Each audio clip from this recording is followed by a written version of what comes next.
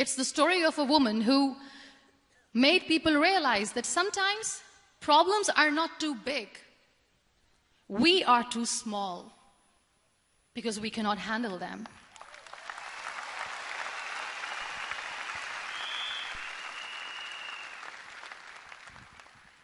It is the story of a woman who with time realized that real happiness doesn't lie in success, money, fame.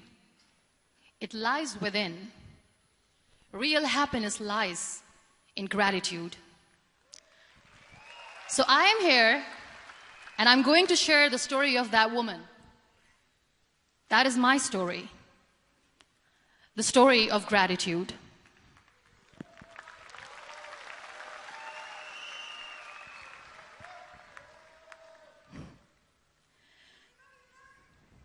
I love you too. I love you all.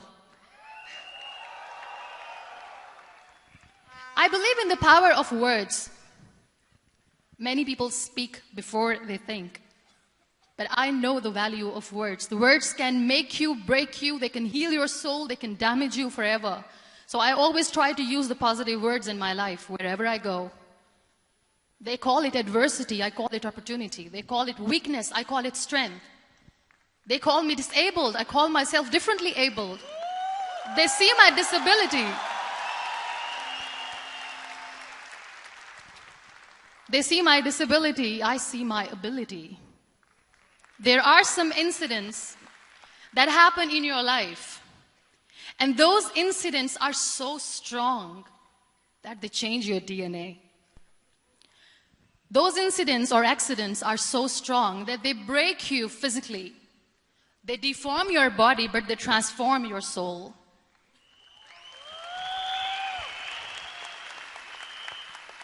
Those incidents break you, deform you, but they mold you into the best version of you.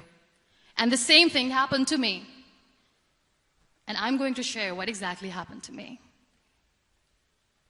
I was 18 years old when I got married. And this thing I'm sharing for the very first time on an international level. I was 18 years old when I got married. I belonged to a very conservative family, a Baloch family, where good daughters never say no to their parents.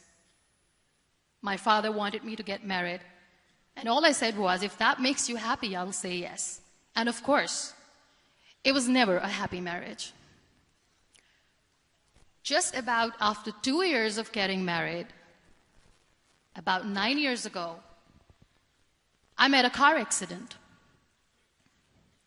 Somehow my husband fell asleep and the car fell in the ditch.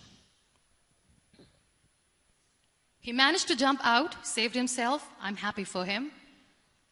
But I stayed inside the car and I sustained a lot of injuries. The list is a bit long. Don't get scared. I'm perfectly fine now. Radius ulna of my right arm were fractured. The wrist was fractured. Shoulder bone and collarbone were fractured. My whole rib cage got fractured. And because of the rib cage injury, lungs and liver were badly injured. I couldn't breathe. I lost urinary bowel control. That's why I have to wear the bag wherever I go.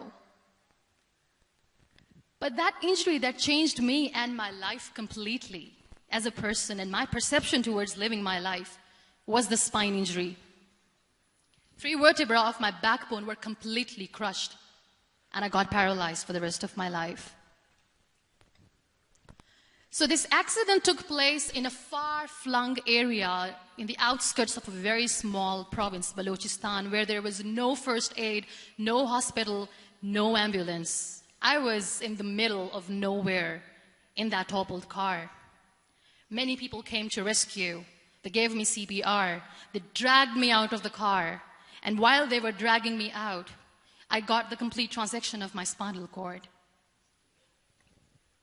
And now there was this debate going on. Should we keep it here? She's going to die. Where should we go? There is no ambulance. There was this 4-wheeler Jeep standing in the corner of the street. They said, put her in the back of the Jeep and take her to the hospital, which is 3 hours away from this place. And I still remember that bumpy ride I was all broken. They threw me at the back of the Jeep and they rushed me to the hospital. That is where I realized that my half body was fractured and half was paralyzed. I underwent multiple surgeries.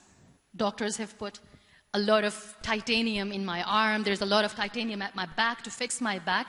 That's why people in Pakistan call me the Iron Lady of Pakistan.